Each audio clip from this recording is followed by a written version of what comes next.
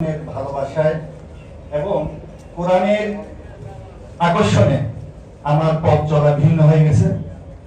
সেই ৮০ দশক থেকে ২০২৪ সাল পর্যন্ত আমার বিবেক, আমার জ্ঞান, আমার আত্মমর্যাদা সবকিছুই সংগঠনের সাথে ছিল।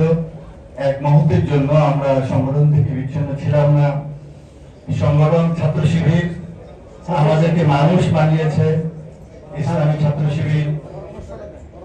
ছাত্র শিবির যে ভালোবাসা দিয়ে আমাদেরকে এই সংগঠনের সাথে, জামাত ইসলামের সাথে আমাদের সম্পর্ক সৃষ্টি করেছে।